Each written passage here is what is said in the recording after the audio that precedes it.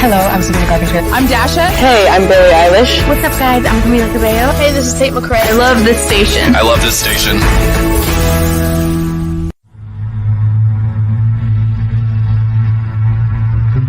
You're listening to Chasing Prophecy Radio, where we discuss anything and everything beyond the scope of normal. On the Oracle Talk Radio Network. Broadcasting live in Pittsburgh and Philadelphia. If it's unexplainable, we're talking about it. Whether you're a believer or a skeptic, we cover everything where the unknown becomes the known. And now, here are your hosts, Jenny Nicasio and Tom Callway.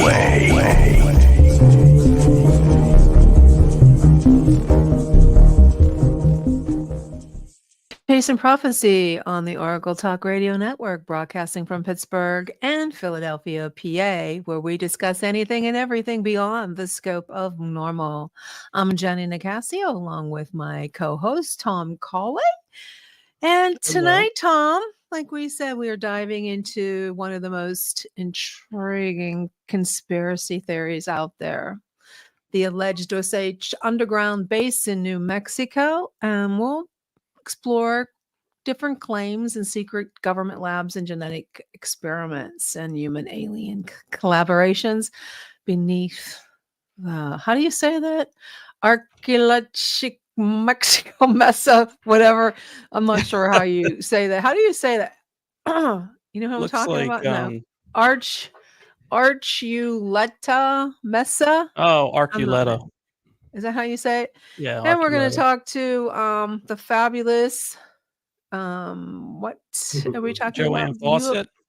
And yes, we're talking to Joanne, and we're talking to, and my information is not coming up. And the Vogel, one of the Vogel brothers. Tim. Yep. Tim. From the Cobble Mountain Critter Project. And we're going to talk to him first. So why don't you go ahead and tell me a little bit about him, Tom? Absolutely. Well, as Tim, we mentioned before we went on air, a mutual friend of ours, Sean Kelly, introduced us to both of you and said you'd be great. You are great people. You'd be very interesting to have on our show. As you know, he's on UPRN. We're here on Oracle Talk Radio Network. So what better way to start off our network here in our first couple weeks than to have you on and talk about Bigfoot? And we're live right now across the world on the radio, iHeartRadio, TuneIn, Odyssey, you name it, we're there. Alexa, smart speakers. So we're really enjoying you being on here. And one thing that we have for you, or for the people listening, is you do Bigfoot research and investigations, and you and your brother are founders of the Cobble Mountain Critter Project. And you have some personal encounters and experiences with Bigfoot and investigative stories because you're a part of BFRO, investigations. You have done those in your past as well. But one thing I want to start off with is you're in Western Massachusetts. Now, for the layman person, they hear of Bigfoot, they only think of the Pacific Northwest. What would you say to somebody who thinks Bigfoot's only in one area? I would say I thought the same thing when I started out, hearing about Bigfoot. It was a West Coast thing.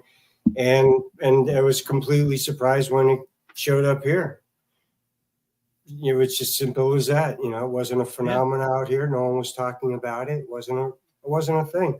It was clearly a West Coast thing. And it didn't really start out here until after people started becoming a little more aware of it probably, and then you were able to talk about it a little more. Places showed up, you could make a report, stuff like that. Very interesting. And why I appreciate that, what I like about that is when you talk about Western Massachusetts and it's immediately not the first place that comes to mind. Jenny's in a similar situation over in Chestnut Ridge out near Pittsburgh, Pennsylvania. The reports of Bigfoot over the last 20, 30 years through the roof. Weird, Appalachian creatures, things like that. It's definitely opened more people's eyes. I mean, the world is getting smaller, obviously. People are living in more rural areas, and everybody has a computer in their pocket. Right. What have you ever heard of anybody in the Western PA area talk about Bigfoot? Oh yeah. Oh yeah. There's Pennsylvania Bigfoot groups throughout the state. There's another guy down towards Virginia or Pennsylvania, Ohio, that area. He's got the Penn, Ohio Bigfoot, Bill Rigby down there. They have all got stories. Bigfoot's huge in Pennsylvania. Do you have any compelling evidence in Massachusetts? Compelling evidence? Yeah, like do you have any footprints? Do you have any like fossils, anything like that? Because I know Pittsburgh, well, not Pittsburgh, but the Chestnut Ridge area. Oh, look at that. Stan Gordon has gotten so many sightings and This one here's Yeah. a 17 and a half inch track out of October. oh, there you go. That's compelling. Yeah, Very 17 and a half compelling. inch track. Those are the toes actually digging down, you know, as a Yeah, like stepping. hill. Yeah. Actually it was the toes digging in, and you could see, you know, how it's poured. Yeah, that's a big foot. Regular flat pour. How big do you think that inches. is? 17 that? inches. Right? 17 inches. Wow, that's a big foot. You know what they say about Yeah. big feet. Oh, Jenny.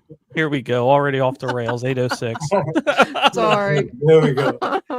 Wow. So So that yes, was in there's Western plenty of Massachusetts? Compelling information out there. There's plenty of eyewitness reports.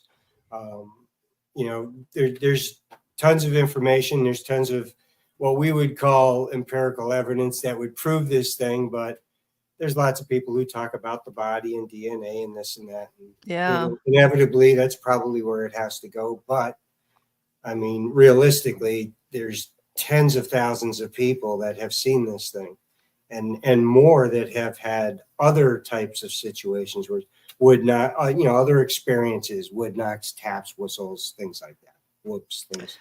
That's amazing. Well, so what part of Massachusetts? Hello, Michael in the chat. Good evening. Like Massachusetts. Now, where in Massachusetts? Like, We're located in the Berkshires, the western portion of the state, more near the New York line, Connecticut, kind of tucked in that lower corner. Okay. no, is That's this where more I'm dense located. forest area? It's your typical New England hardwood deciduous pine mixed forest. You know, as you're looking up in New England and you see all the pretty red leaves and the orange leaves. Yeah. And, you know, that's your typical foliage. We're just starting ish to get into that right now. You know, it's fall, it's typical season for it. So, yeah, we're deciduous, mostly, you know, oak, maple, that kind of beech, hemlock, a lot of farmland. Excellent. Do you so I know around the United States there might be different names for Bigfoot. You have, you know, skunk ape and things like that. Is the local nomenclature, they call that Bigfoot up there? They call him Bigfoot? Yeah, we called it Bigfoot. Okay. It goes back to the wild man. There's some dates. The wild man. Never heard of Yeah, that. it was a wild man, hairy man. There's a number of reports that go back to 1765 and up. Was the first report in Massachusetts, and that was located in, I believe it was Great Barrington. Farmers and a group of people had seen it down near a stream sleeping or something like that. They found it. They woke it up. They came across it. They did something to that effect back then, and it was written down in some transcript somewhere, some town, and so there's you know, there's a recording of it regardless. So 1765.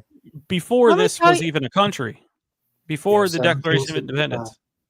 Well, Yeah. Tim, okay, now how, you know, because Salem has a reputation for paranormal stuff. Do you think this is any correlation between Bigfoot and the witches and all the paranormal stuff in Massachusetts? Is there any, what do you think about that relationship? You never know. There's a lot of paranormal stuff that goes on there. I totally agree. I've witnessed a number of weird things myself. So, having said that, there's a lot of people that believe that Massachusetts, New England is sort of a hub for that kind of a paranormal activity. Bridgewater Triangle in particular. There's the Barrington Triangle. There's a number of different areas that maybe host a sensitive area, portals. People talk about things like that. It's way out of my league. I have no clue about that stuff. all I can really tell you is what happened to me, my brother, and friends while we were out, Bigfoot. Well, give us tell us that. But Michael mentioned that there's an in the ancient books, Mhm. Lee Eckerson also made documentation notes in his journal about it. So go ahead and tell us your story real quick. Well, yeah, our stories, we've got a number of them. First, we used to work with the BFRO. We don't work with BFRO. Oh, okay. We used to, as will a number of different groups that we've worked with along the way. Right now, we're working with a group called Boots on the Ground, and it's a Bigfoot field research organization. It's a place where you can call in, make reports, things like that. It's more centrally located up towards Boston, the Worcester area out that way. And that's the Boots on the Ground. There's a number of folks that are involved with that, a bunch of different states. Then they kind of host and they go off.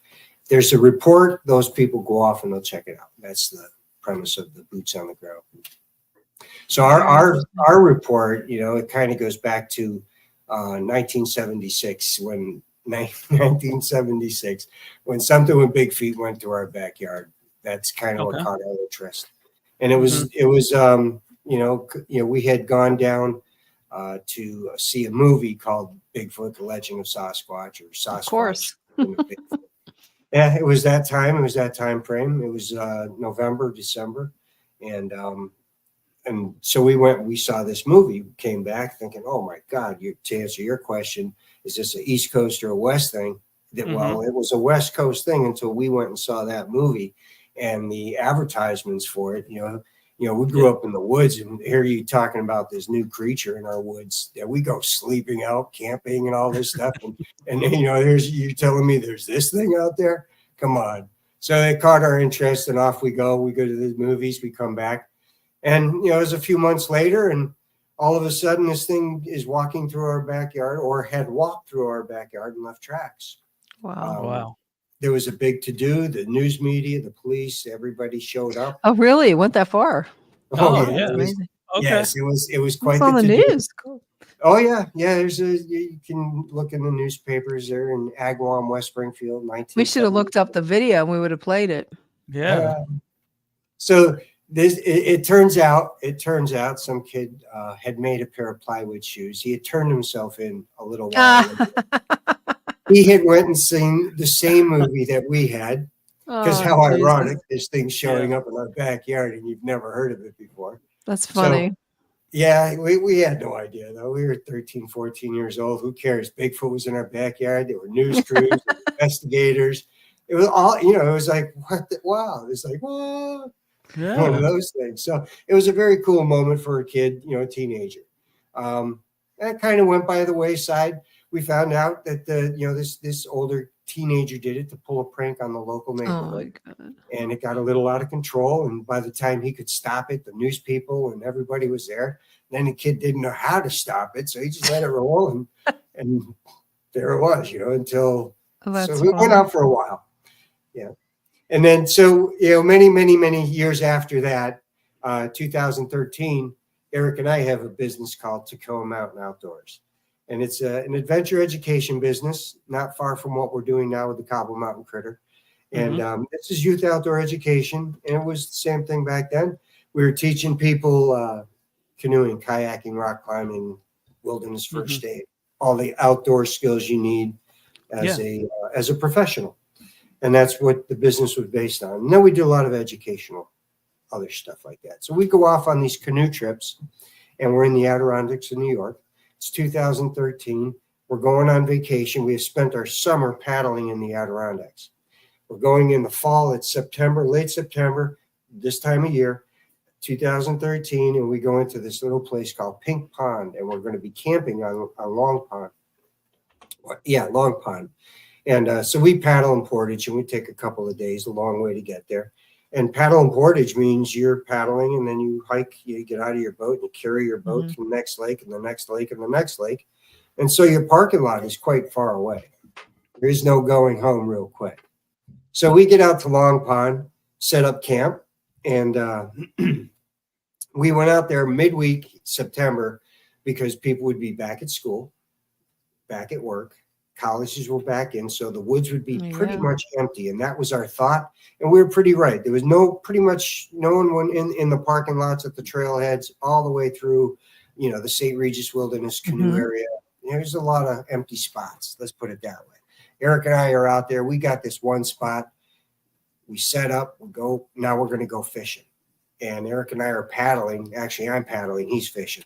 And it becomes a fish story, literally, because every cast is now a fish. And he's doing a fly rod with a 5-weight line, if that makes any sense. And he's catching 3 and 5 pound smallies that are breaking the water and, just having a ball every single time. So a little fly rod, you're having a heck of a time. So after a while, you're not even thinking about fishing for food, is just catching fish.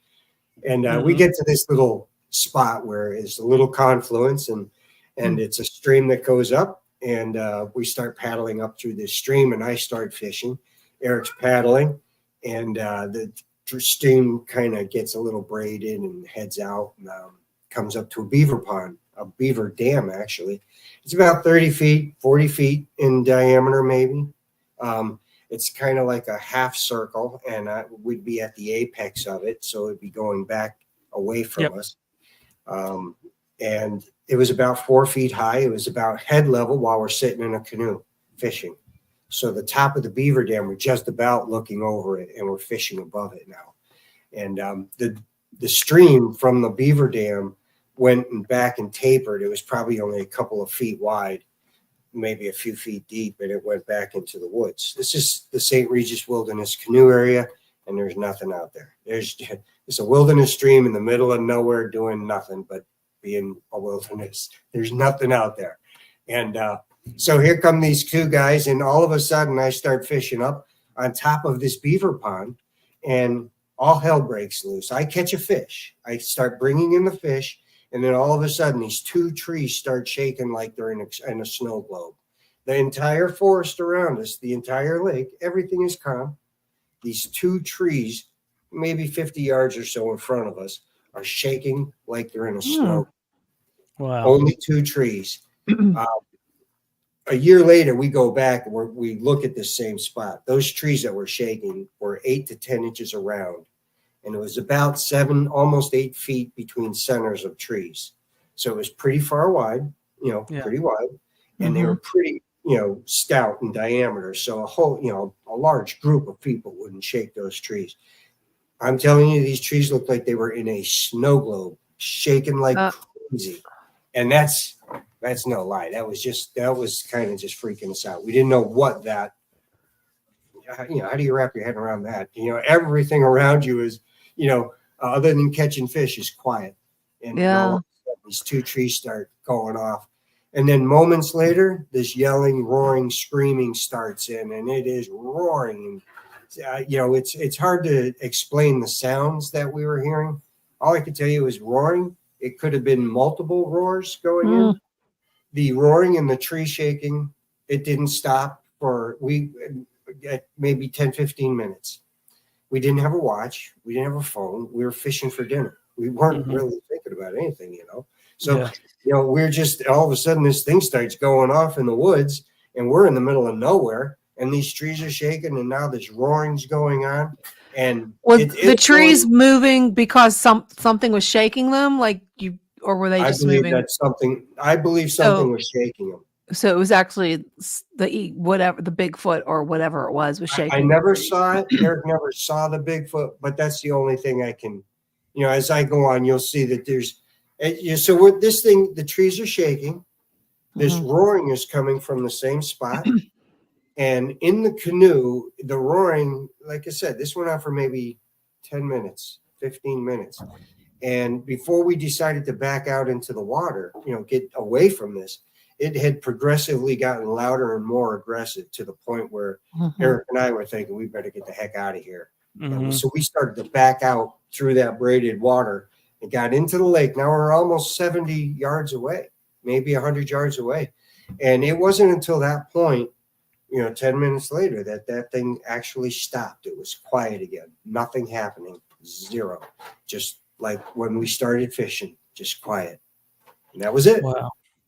So, and you said 8 to 10 inches around, something has to have a significant amount of weight or force to make them shake in the manner that you're talking about. Do you think it was a territory thing? Do you think it knew you were there and, hey, this is my area? Yeah, I do. Actually, we're kind of, while we were sitting out there, we were saying, what is making this sound? We never even thought, Bigfoot never even thought, never even crossed my mind. I really didn't. It just didn't. I thought it was maybe a couple of bears and a mountain lion going off. It was just a weird cacophony of noise. It was a weird, it was a lot of roaring that I've never heard before. Let's put it that way. And so as we're paddling back to our site, to our campsite, we're just a couple of 100 yards away on the same side of the pond as what just happened. So we're only a couple of 100 yards on the shoreline on the other way. So just excuse me 1 second. If anybody has any questions, please put them in the chat, or you can call in the phone number here is 724-374-4619 if you have any questions. Okay, for Tim, right? Did I say it right? Yep. Tim. Okay, for Tim. So we're sitting out in the lake, debating on what the heck this thing was. We have no clue. We're trying to wrap our head around it. We're kind of scared crapless because we don't know what happened. We backed out because the vibrations in our bodies felt like every tone that the thing was yelling, whether it was loud or low or high, you could feel like a tone value in the vibrations in your body. As it got louder, you could feel it heavier hit you. As it got lower or weaker, it was lesser in you. But you felt that all the way out to 100 yards, almost out to 100 yards, and then it finally stopped. But that's why we decided to move. Mm-hmm. And then as we were deciding to move, things were being thrown into the water. That was the other part of that. The yelling, the screaming, and the stuff that was coming into the water. That was very confusing because there's not many animals that they can pick something up and throw it. So to your to get back to your question, do you think it was territorial? We got back to our campsite that night and talked at length, and we just try to stay up at night so we didn't have to go to sleep. Yeah, no, I don't blame you. But now we Monday morning quarterback that whole instance, and we believe, we go right back to a similar. Why were we there? We were fishing. Mm-hmm. We were having a very successful fishing day. Why were they there? Well, they were there right there where we were, and they didn't get bothered until I pulled a fish out of that space. And then they started yelling. And so I'm thinking now that they were fishing. And they see these two wingnuts come paddling up the creek, and here they are fishing, hooting and hollering. And all of a sudden I start catching fish in their little section. And I pull one up, and that's when the tree started shaking and whatnot. So going, to Monday morning quarterback that, I believe there were two of them potentially. Okay. I believe that they were fishing. I believe that they started way up the creek and were walking down the creek and pushing whatever fish and whatever might have been in the creek down into that fish trap, which is a beaver dam now, right? Yeah. And it's not very deep. It's probably 4 or 5 feet deep. And if these things are 8 or 9 feet tall, and the hands, that some of the prints that I've seen, the casts of these hands are ginormous mitts, 15-inch, mitts, 20-inch mitts. Incredible. It's like, first baseman gloves, and you got that's what I'm thinking. Potentially 2 Bigfoots strolling up this narrow creek, pushing everything in its wake. And it's going to be a collect-all in that beaver pond. And then all they need to do is throw stuff up on the shoreline and go to town. And I mean, if that was me, that's what I would do. If I was survival fishing, less trout stuff, I'd have pushed stuff from that creek into that beaver dam and then blocked off the beaver dam, blocked off the stream, and held the fish in the beaver pond. So potentially, why were we there? Maybe the same reason. I think they were fishing. And I think that when we started catching fish, they just couldn't believe that these two things had the audacity to start fishing where they were. And they went off. And they let us know about it in no uncertain terms. There was absolutely no question in our minds that we needed to leave the area. We were not welcome until that noise stopped. And that noise never stopped. It went up and down in value, just sound-wise, but the trees didn't stop shaking, and the sound didn't stop for 10, 15 minutes. Anyway, that was that encounter. We got up the next morning, got the heck out of there, and that was the extent of that. But there's a lot of reports in New York. A ton of reports, and it's growing every year. I think my soapbox here. I think this stigma is going away a little bit, so people are more likely in this day and age to report something that they've seen, rather than maybe years before. So you have the territorial aspect of it, the survival fishing, which you're right, it sounds exactly like what it was doing, moving it in there. That shows me a ton of intelligence to use its size, use a barrier, and to gain the nutrients. You know what I mean? Yeah. I have to think these things are pretty intelligent, right? I would agree. They're certainly the reigning champions in hide and seek. That's true. There's that. But I tried not to humanize the Bigfoot in any way, shape, or form. I tried to keep it 100% in the animal world. Okay.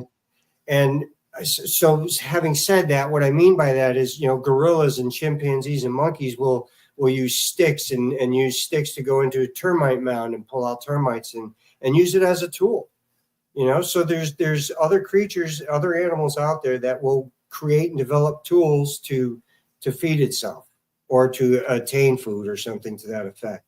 Find shortcuts up the tree or something like that. They're smart enough to figure it out. And if they can be done once in the animal world, then it can be done twice or three times. And I would absolutely say a Bigfoot could mimic it or do something similar to it, to find its source and mimic a behavior or something like that. So why not? Hey, Tim, did anybody get a glimpse of Bigfoot? Yes. And what did they say it looked like? Well, the very last guy I talked to, his name is Ernie Davro. He had a sighting on Drake Mountain in Granville, Massachusetts, which is just the other side of Cobble Mountain Reservoir here.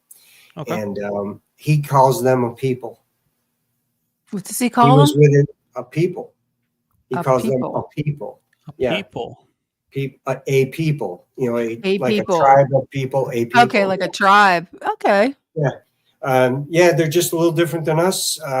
Big, bulky, hairy, Bigfooty looking things. Just kind of hairy people.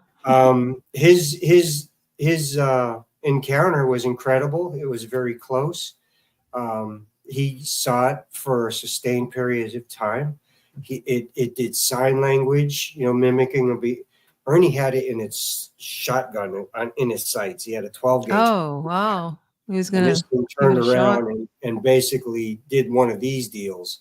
And that's if you've seen this and I did this to you, what would you recognize it as? Yeah. Well, that's true. We would do, right? Movement, like understanding what you're about to do. Exactly. So in some fashion, in the slightest, simplest form, there was potentially communication between Ernie and that Bigfoot with that simple hand gesture. And he was 40 yards away at this point. I don't really want to tell Ernie's story, but it's an incredible, incredible thing. He saw whistle, he actually, saw him put his hands up, put the hands up and do the whistle, the whoops. There was chatter, there was talk, he's got an incredible story. Having said that, he'll be speaking at our festival at, the Cobble Mountain Critter Festival, June 7th. So that's why he's here. What's that festival about? The festival? Yeah, what is that? The Cobble Mountain Critter Festival is it's a fundraiser for youth outdoor education. It's what the Cobble Mountain Critter does. It's the project portion of our business, the Cobble Mountain Critter Project. It's a fundraiser business. We do 5K, doing 5K fundraisers, things like that. That money raised goes into, camper ships, sending kids to camp in a variety of different organizations. It could be getting skates for kids at at the Shriners Hospital that need to go out and go out skating. It could be ice time rentals for out groups. It's for getting kids outdoors, things like that. Maybe some professional certifications, wilderness EMT, WUFA, things like that. That's how the Critter's going to be interactive with the community. They come out, they support the runs, the festival, with sponsors. We got Wojo, we got Leisure Time Canvas out of West Springfield. They're legendary sponsors, and it's a lot of money that they put in, and it's appreciated because it's going to go right into sending kids to camp and stuff like that. So it sounds like a wonderful project that you have, and certainly needed to get kids outdoors and all of that. Teaching necessary survival skills and getting them away from the phone, right? Really. That's another excellent point.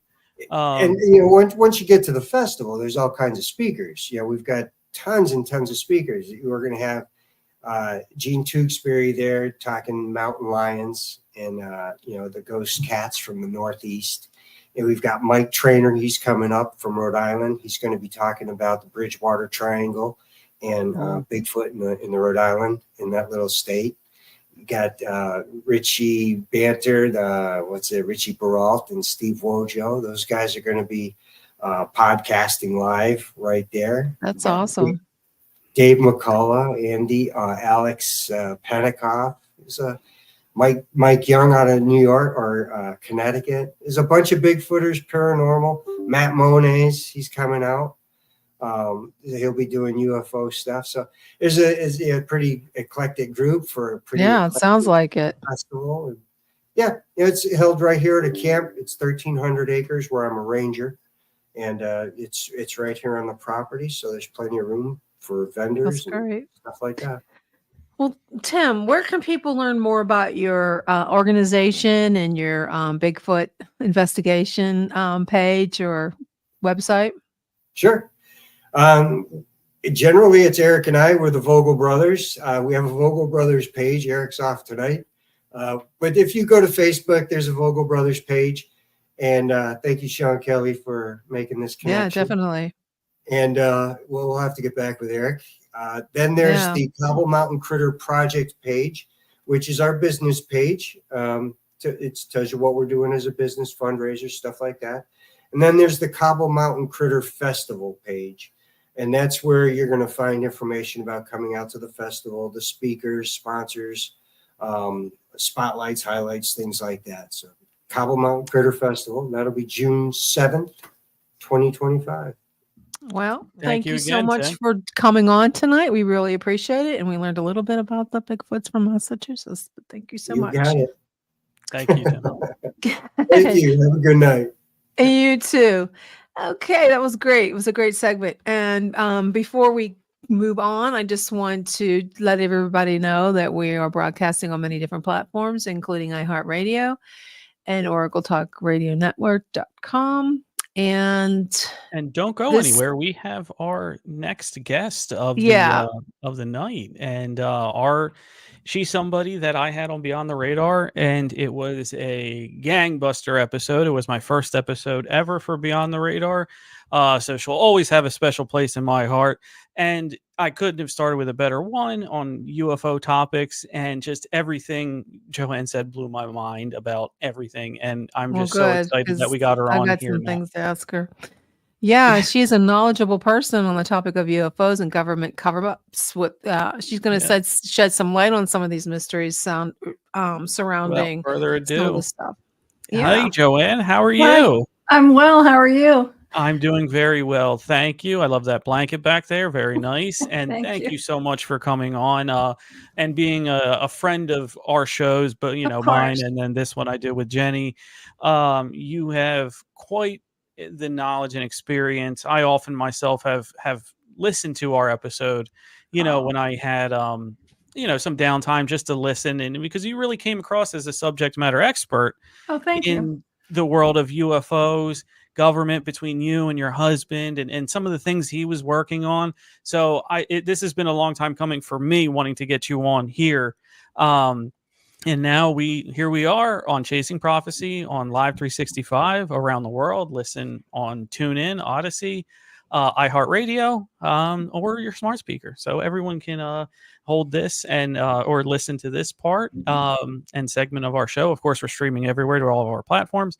But Joanne, I have to start with there's one thing that stuck out to me, and this is why I reconnected and wanted to get you back on and started that whole conversation again. Sure. I take a lot of what everything that you said with you've been there, you come from a place of knowledge. I had somebody, or we did actually on this show, have somebody come on and sort of was a reptilian apologist, if that makes sense. They were saying that reptilians were misunderstood, and it's us who are converting or us who are interpreting them as evil when they're not. I immediately went back to all of the stuff we talked about, that segment that we had just on reptilians. So can you please clear the air about them being not so nice? Sure. And what I always say, and nice to meet you, Jenny. Yeah, nice to meet you too. Thank you. What I always say is there's several reptilian species. Some are friendly, some are not. So I will never be the person that says all reptilians are evil. Okay. I do not believe they are demonic. I believe some of them really hate us and want to take over, and they're not our allies. There are other species that are very friendly, and there's one that I talk about a lot that's, an ally to many militaries, but at least to the U.S. military, and it has been since the early 50s. So. Wow. Yeah. And I have a video. I'm just going to, we're going to do with this video is we're just going to play bits and pieces of it. And then you will discuss it, because I know you probably seen this video before. I've watched it a number of times, but this guy is really, he's spot on and he nails it, because it goes back to the one whistleblower. And I think you know. By the name of Paul Benowitz. Benowitz, who worked for a company called the Thunder Corporation, began in his investigations to be harassed by government agents, but also he began to get very unusual readouts on his computer. And Benowitz actually claims that he was in contact with some form of alien intelligence that was coming to him from a computer that claimed to be based inside the Dulce Archuleta Mesa. Benowitz had flown over the mesa and actually came up with a map of the various entrances for where the saucers could come and go from out of the mesa. Now, subsequent investigators have found 2 engineers who claimed to have actually built the place in 1953. We interviewed 14 eyewitnesses who claimed that they went under hypnosis. These were women. A number of the women had little children as well, who were also abducted along with them. I wanted to ask you this. I don't know if you ever heard of Sherry Hinkle. She supposedly was there, and she has the Dulce papers. And have you ever heard of that before? And what are your thoughts on it? Because it's crazy. The name sounds familiar, but I can't tell. I don't know who that it really is. And who was the guy in the video? What's his name? He's the Air Force, or he's a by the name of Paul.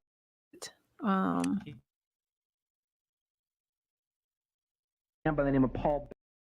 Oh, Paul. Oh wow, this is By the name of Paul Benowitz. Benowitz, who worked for a company called the Thunder Corporation, began in his investigations to be harassed by government agents, but also he began to get very unusual readouts on his computer. And Benowitz actually claims that he was in contact with some form of alien. You can't fast forward on that. No, it didn't look like that. Paul Benowitz, does that name sound familiar? Yeah, that does. And that's in probably the report that I have. But you have a report. I have a report that Mark, I don't know who wrote it. He was asked to help edit it as like a team of people that edited it. Okay. And it went to the Joint Chiefs of Staff in like December of 2001. So, wow. And I don't know if this isn't really important or relevant, but he and I are no longer married, so I'll be referring to him as my ex, perhaps. No problem. Yeah, but no big deal. And then, but the Dulce Papers is like, so I don't know what she was talking about. I know, there were things gathered by Phil Schneider, I think, and other Yeah, people. Phil Schneider is the one that went missing. They think that Right. so he was a Right. whistleblower. Right. And so what I sell through my former nonprofit is still a report that went to the Joint Chiefs of Staff that somehow I have a copy of whatever. I have a copy of it. So yeah, it's pretty amazing and pretty awful. And, it's not something that we like to talk about, but oh, well, it happened and it's really sad. Wow. Yeah, it is sad. Now, what I would love to say is I've been to the town of Dulce twice to speak at conferences that they used to have. And it is so delightful. Well, it's really kind of cool to like be at the base of that mesa and think, oh, this is, kind of strange. But it's also really wonderful to be in the presence of the Apache reservation, the tribe that the group, the people that live there, and who will sit and tell you their Bigfoot stories. And also, oh, we sit in our front yard and see the UFOs flying in and out of there every night. It's like, cool. Now, I never was part of the field trip. They would take people up in Jeeps and stuff, and it's a really awful road to get up there. So I never went up there. I was perfectly fine to stay down at the bottom in the hotel. But, it was really a special experience to be there. I'm going to play a couple more videos. I'm not going to be able to go fast forward. I had pictures too, but I can't show them. You have to have them in the present. You can't just load them up. I thought I could just load them up. But there's the one that actually, let me just see if I wish this on, I wonder why I can't, because I want. By the name of Paul Benowitz. Benowitz, who worked for a company called the Thunder Corporation, began in his investigations to be harassed by government agents, but also he began to get very unusual readouts on his computer. And Benowitz actually claims that he was in contact with some form of alien intelligence that was coming to him from a computer that claimed to be based inside the Dulce Archuleta Mesa. Benowitz had flown over the mesa and actually came up with a map of the various entrances for where the saucers could come and go from out of the mesa. Now, subsequent investigators have found two engineers who claimed to have actually built the place in 1953. We interviewed 14 eyewitnesses who claimed that they, when under hypnosis, these were women. A number of the women had little children as well who were also abducted along with them. But in this investigation, these 14 eyewitnesses who claimed to have been abducted claimed to have actually been inside the mesa. There's also a sort of legendary figure, a fellow who is called Thomas C. This fellow Thomas C. supposedly worked as a security guard inside the base and escaped in the late 1970s with a videotape that was 6 minutes of a security camera that basically ran back and forth over a large hall in which there were these ambionic sacks where there appeared to be actual aliens in the sacks and unusual devices on the walls. So the explanation behind this is that in 1953, supposedly some sort of deal was struck between the United States government and this particular group of aliens. We don't know which bunch. Supposedly they're from Zeta Reticuli. And that in 53, we allowed them to have certain underground bases in which they could do certain types of genetic experimentation and energy experimentation in league with the U.S. military. And that in 19... So that's what you were saying. I don't know. What do you think? Do you think okay, some people think it's still open. Oh, okay. Well, and I would like to say too that from the information that Mark used to give me and that what's in that report too, is like there were several species. Lots of species were there, went in and out. Maybe there was like a core group of species that actually worked there. I think he said it was kind of managed by the Greys. And they were doing all kinds of experiments, genetic, breeding, all kinds of weird things and awful things. And what was your other question? I wanted to know, they said that the reason what happened was with the firefight was because the aliens refused to stop what they were doing or something. They Right. wanted Well, to and continue it. actually, they started building that, I think, in the late 40s. It probably took quite a while. And, and we allowed them, yes, the Yeah. guy's absolutely right. We allowed them to build a base there. We've allowed many bases to be built. And we actually had, government officials would go there and participate in orgies and all kinds of weird Yeah. stuff. And so there was a faction of the government and the civilian elite, that liked what was going on or was okay with what was going on. And then you had certain people in the military, like Mark and his dad and other people who, once they found out what all that was going on and how horrible it was, they felt like they needed to do something and to help rescue as many victims as they could. So that's the firefight. Was basically, it was a rescue mission. They went in through like 3 or 4, some of them went in through, well, Mark's team followed an UFO that was going in because he said that the entrances were actually covered by holograms so that you could probably was like a desert, and then it would, they'd open the door or whatever. And so they followed a UFO that was going in. There were other people that went in through like the train tunnels, they have those, bullet train tunnel thingies. And then also like ventilation shafts and stuff. So different teams went in. It was different Delta ways. Force. Well, it was Delta Force and it was NSA people and it was, military. So it was like several different kinds of personnel that went in there. And I know Mark's dad was one of the organizers and, several key military leaders were. Mark was just in charge of one little team. But he said it was horrible. They went in and they were only in and out in less than an hour or just under an hour, right about an hour. How many people they said were killed? Like 179 or something like that? No, I think the historical number is like 66. Oh, 66. I think that was it. And then, they blew up a major part. So it did stop operations for quite a while. They rescued about 3,000 people, but they had to leave a lot of victims there. And some were so far gone because of the experiments that it was just no offense, but it was better off to leave them there and let them die. Because they wouldn't have been able to integrate back into society. Yeah, they said they were so messed up. I mean, some of these people.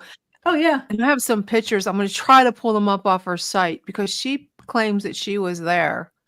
And the Sherry Hinkle? Yeah, she was there. She was one of the abductees. I don't know. I'm not saying she's not, of course, because I don't know all the names. I've only heard of one name. I thought Krista somebody. Krista, I think was her name. But it might have been sure. While Jenny pulls that up, we have a question in the chat here from Nicole Gaspard. Have you heard of alien implants and how can they be detected? I have heard of them, but because there's certain speakers at conferences that talk about them and have had experiences like removing them. So, and I think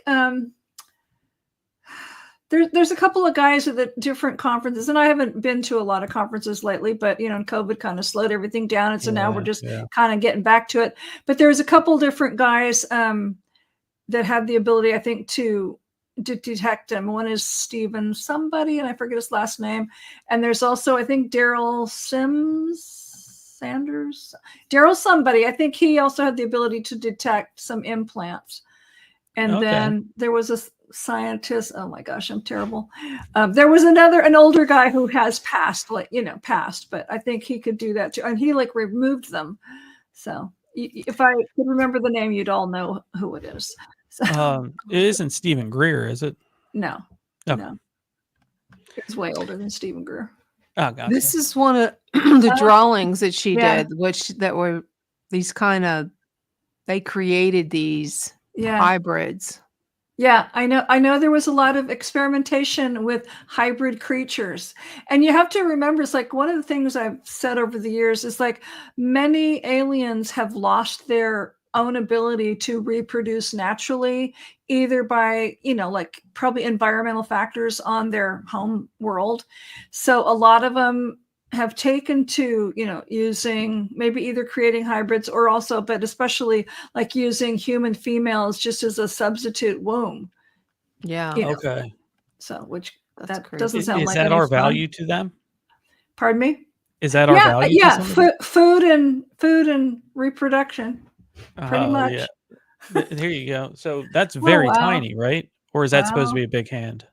Wait, Oh, look at the can you baby. even see that? I can't I see can't. it. Yeah. It Okay. looks like, She yeah. said there was 3 they had 3 fingers. They're not human. Their coloring was like real thin skin, about 6 inches. Yeah, it's small.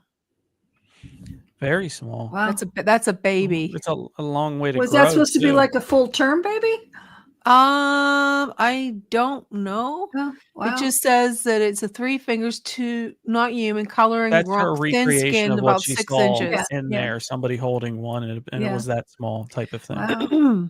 Wow. Yeah, So, it's- Joanne, we got to the food part a little bit on Beyond the Radar, and I just want to bring it back up because that was a real fascinating part. I shouldn't laugh. No, but it is fascinating. Some species We're delicious. were delicious. Yes.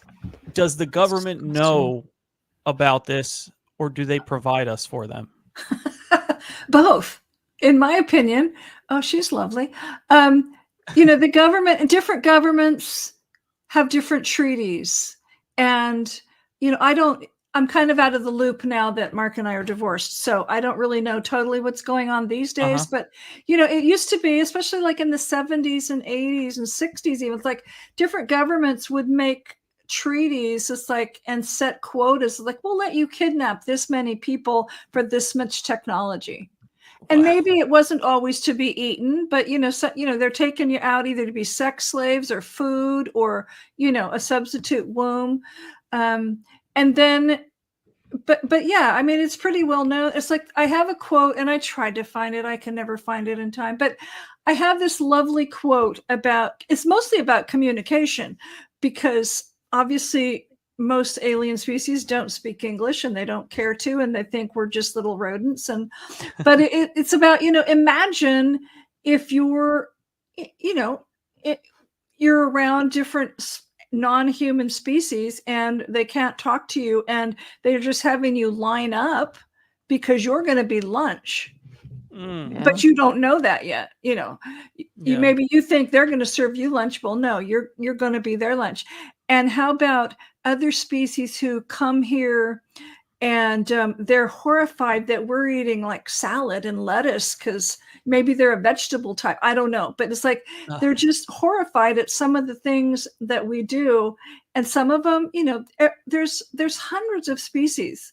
And most of them are all more sentient than we are because they're older. Their civilizations are way older than we are. Yeah. So it's like I have great, they're not all friendly toward us, but I have great respect for them because they're just another species like we are in this vast universe. Well, thank you. And this picture shows a female hybrid that worked there. Oh, wow. Well, she's actually lovely. Yeah. She looks quite lovely. And, I have friends in the UFO community who have had, they've had abduction experiences, and they know that they're mothers to hybrid children. So, well, I've heard of that too. I've heard of some people who have said that knew that they had hybrid children, and a couple have even met them. I've listened to listener stories on other shows, other podcasts, and that's something that was like that. So this Jenny is supposed to be a this warrior? is one of the this is their genetic interesting. That's like what, 6 feet? Freak experiments that they did. It looks like it has a human man's face with a lot of hair, and then like 8 legs. Oh my gosh! It's supposed to be 9 feet tall. They said it's 9 feet tall with the mentality of a 4-year-old child. Oh wow! Well, that's where you're going to end up being lunch for. Yeah. That's, Well, and there yeah. are many species that are just huge. There's some that are tiny because they're like little insects, but there's some that are huge. So there's so many out there. If just to throw out a number that you know of, what's the tallest one that you've heard of? 9 feet is like the tallest that Mark Okay. has ever described. So I'm sure there could be taller ones, but most of the tall ones that he's talked to me about are like 9 feet. There's some cats, the raptors, if they stand up full height, if they stand up, I mean, they're used to running, so they don't look very tall, but if they stand up, they can be 7 to 9 feet tall. And I said cats. And there's like this beetle species that their size depends on their class. If you're just a drone worker, you might be just the size of a VW bug. And if you're a warrior, you might be the size of a pickup truck. And if you're the queen or, princess, Okay. you'll be like a semi truck. So. And this picture is when they came in and for the firefight, and they were destroying the things that they wanted to destroy. When they found, what you were talking about, and there's looks like a hybrid. And there's the military are trying to destroy it. Oh, wow. Yeah, I don't, obviously I don't know the detail of that or anything like that, but nothing surprises me. And I don't know, because the report I have a copy of, they edited out lots of pages that even the Joint Chiefs of Staff didn't get to see. So. Oh, wow. And the report I have is over 100 pages. So it has enough detail. It's got the history, and it talks about Phil Schneider and a bunch of researchers. And because, one of the reasons why they were getting concerned too, is like all these researchers were finding out about this place and, sharing information. So, but then they, were finding out how bad it had gotten. And Wow. the elite people were not happy that the military went in there to stop things. No, they're just not, 'cause they like that stuff. Well, there was probably a lot of investment in that too. You have, the financial side of it. Probably a lot of money in that. You were talking about species, Joanne. Are you familiar with the work of Craig Campobasso? I think so. The name sounds very familiar. Didn't He he wrote he did the- a book about a lot Yes. of different species? Okay, cool. Yes, I have. Thank you. I was going to get it, and it's like Mark had compiled a bunch of information, so I had a box that we were going to do something similar. So I'm glad this guy beat me to. Well, glad he beat me to it, because I never got it done doing it. You can pick up on this if you want, because he was only able to publish, I believe, 120 species, and Oh, wow. he said, I know there are well more than that, but he was condensed to a book size and picked, I guess, his top 120. I don't know exactly what it was, but you have the main ones. You have the Greys, Zeta Reticuli, Reptilians, Palladians, Mantids. You have the big name ones. Right. But like you were saying, cats, beetles, different, the raptors, they don't have, he doesn't have or anything really on that. So it would definitely be something. But this is one of the things that I've had this book. I've read it front to back 4 or 5 times, right? Just because every time I read it, I pick up on something else. When you were talking about these different things, I wanted to ask you, before, but now I, have the chance to, about his work, because how you describe these species are what he says about these species too. Oh, cool. So, I just, for you two not really knowing each other and having the same story about these different species, he broke it down more like it's an almanac. So it's like, here's what they believe, the cosmic rule of one. Here's what, here's what their height is. Here's what, they believe in. And, it talks about a little bit of the factions, Orion versus Sirius. Is there a battle between those two, or is it? I know there was a battle between like Dracos and Raptors. Yes. A light and dark, right? Well, the Raptors are our allies, and they look like Velociraptors in Jurassic World. Okay. So I love them. We love them. Yeah. Yeah. How about you answering this person. They think it's sci-fi stuff. It's not. No, That's the no. thing. It's not It's not. sci-fi. Yeah. No, and here's the fun fact is that a lot of sci-fi writers in the movies based stuff on what the aliens shared, what the military shared with them, because the military, wanted to see how the public could react. So, they fed information to I was gonna say, who's the Star Trek guy? The Gene Roddenberry guy, and probably other big filmmakers. And Howard Hughes had seen stuff, and even P.K. Dick, the science fiction author, he saw some weird stuff. Yeah, and the X-Files was based on what they got from the government. So there's like all those different. How many did we say there were, Tom? There's like 16 episodes that are actually there was 16 real. episodes that were based on the cool. a real report. Obviously dramatized for Fox for television, mainstream television, and that was like basic cable, so it wasn't like an HBO, if you remember, X-Files. But the initial meat and bones, or the meat and potatoes of those stories, of those 16, came from real life reports. And when you look up the real life reports, they're way stranger than the episode even led on to. Well, and my feeling is, I have had personal UFO sightings. And my opinion is, well, who's flying them? Some of them were drones, because I was told they were, but some of them were not. And it's like, somebody's got to be flying them. Somebody gets them here. Yeah, and I saw them in my own backyard. I seen them. Yeah, and it's amazing. And what's fascinating, because I'm fascinated with like the sociology and the cultural stuff around this, not just, I've broadened my horizons beyond the military stuff, but, they have culture, and they have societies, and they have families, and some of them are educated, and some of them are very spiritual. And some of them do, most of them don't want us ever out in space, but some of them are very, I guess you could say, enlightened, but it's like some of them would like us to step up and really be part of their community. Yeah. And maybe Tommy, you and I talked to that before, but I've taken it, my message has taken it to a much more spiritual level, and wanting to embrace, everybody and be part of a community. Obviously, I probably don't want to have tea with the Dracos because they don't like us, but I would sit down with the Raptors and have tea. They're really cool. And so are the cats, and there's dogs that are really cool. So, Yeah. The one point, especially between Craig and you, I believe we talked about was, the hybridization that was going on.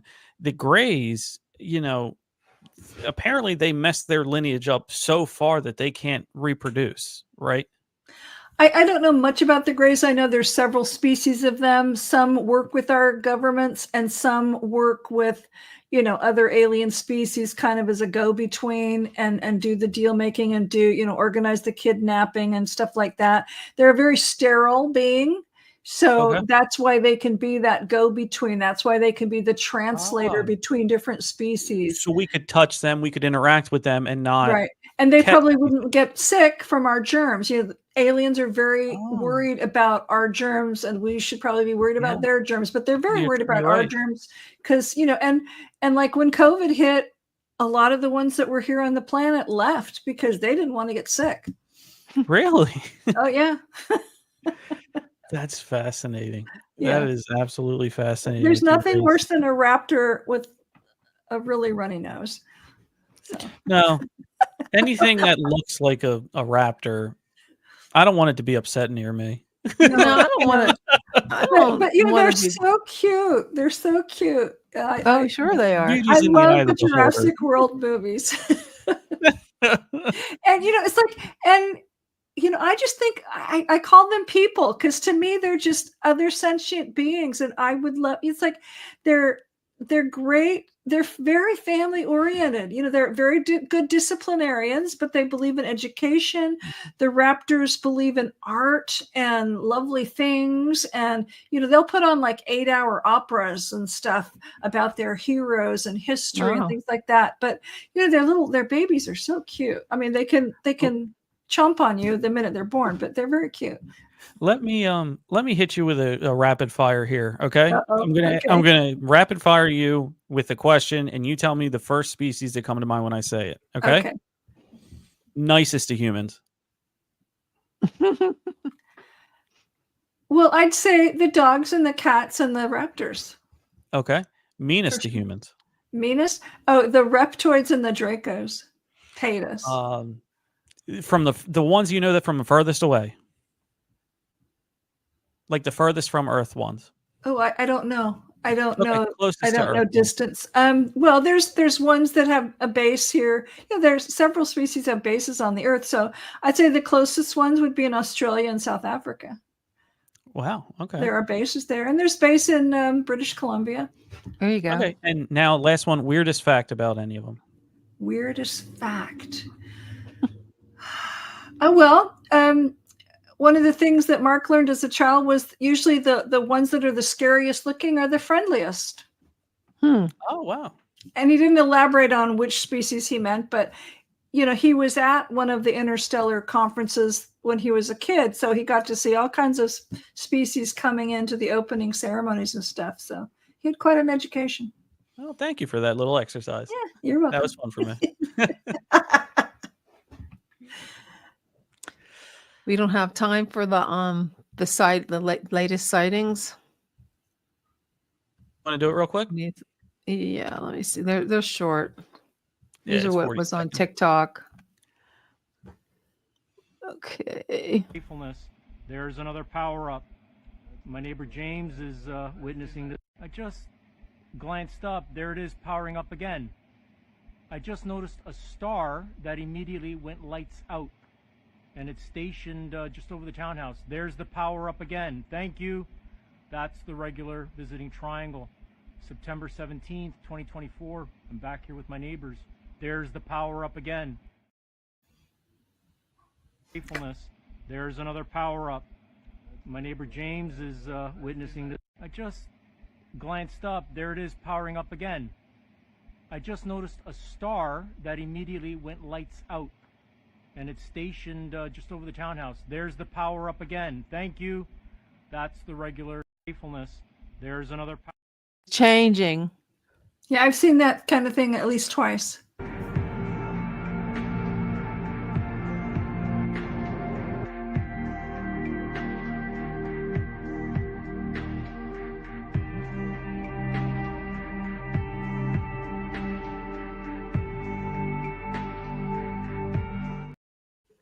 That was a triangle that was seen in Florida. But I personally think it's a CGI or it could be a drone. But Yeah, definitely.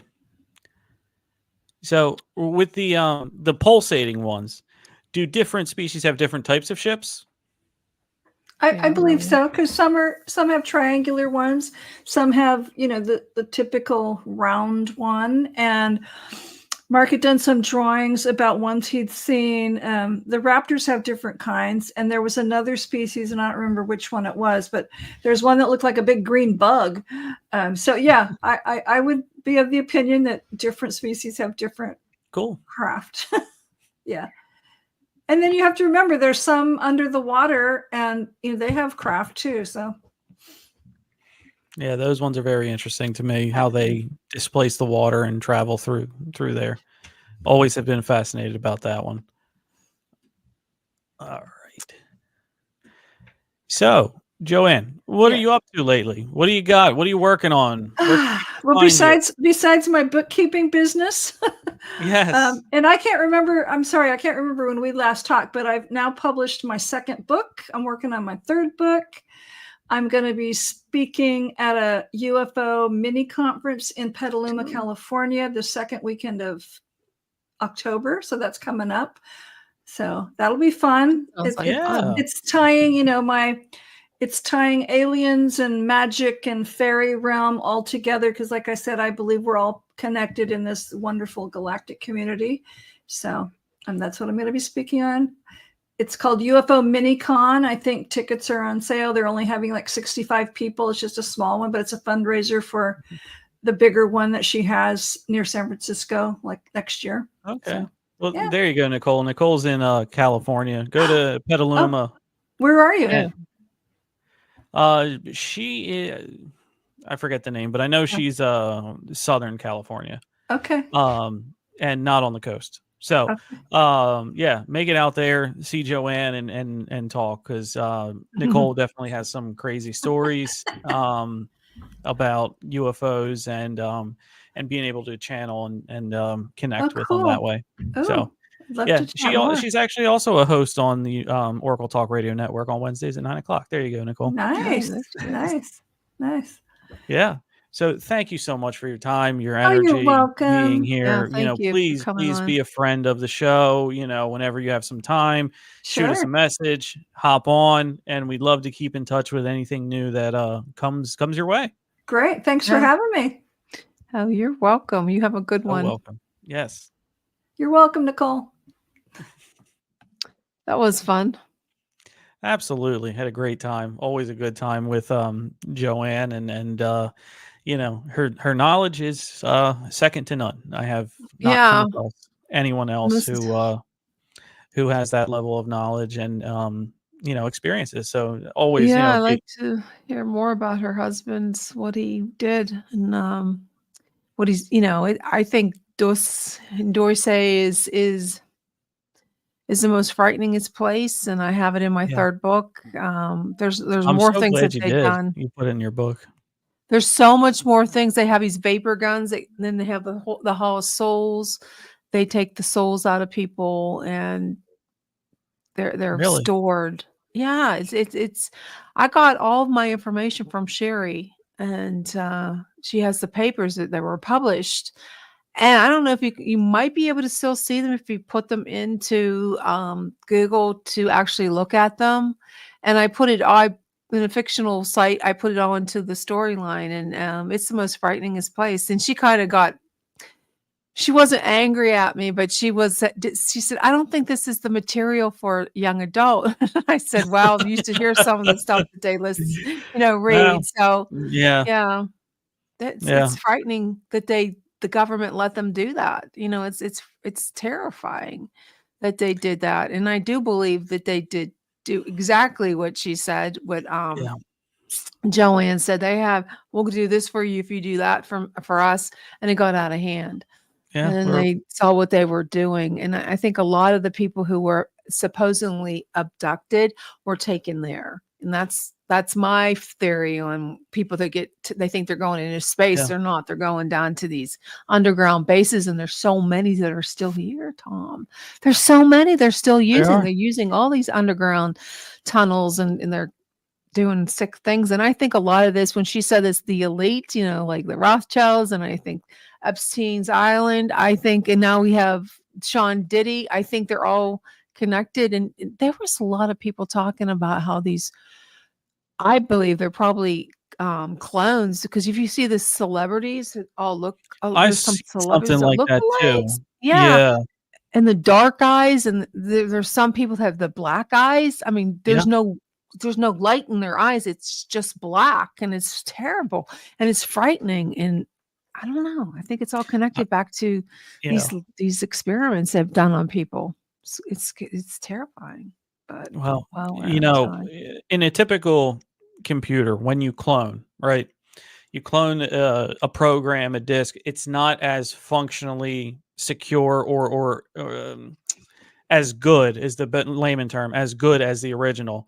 And now if you clone a clone, you're degrading even more. And then you clone the clone. You know what I mean? So maybe it does work that way. Maybe it does work that way that, if you get so many levels back, it can't even be interpreted as human because it's so far off of what the original DNA was.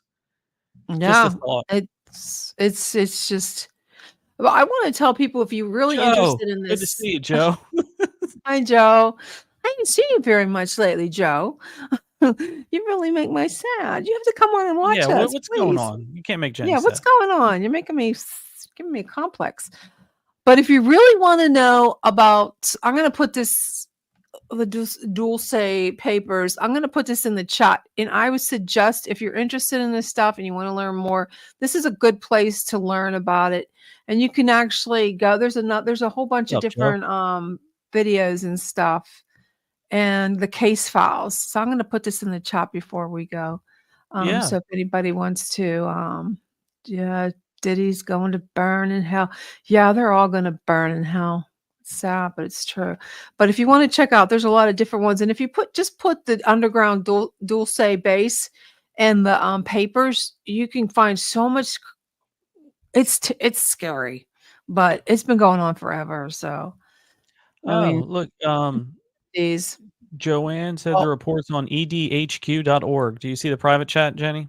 No, let me see if I can get that and put that into here. I'm gonna put that in here too.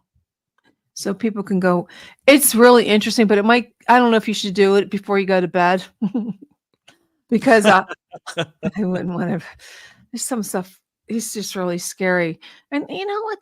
They think they can. I still think they can they can use your mind and through telepathy, and they can really screw with you. So I think there's a lot of weird stuff out there. But I agree. Well. Okay, so thank you so everybody for coming. I wish everybody would start to come in sooner. It seems like, horror films before you go to bed is not a good idea. Don't do that, Nicole. Don't do that.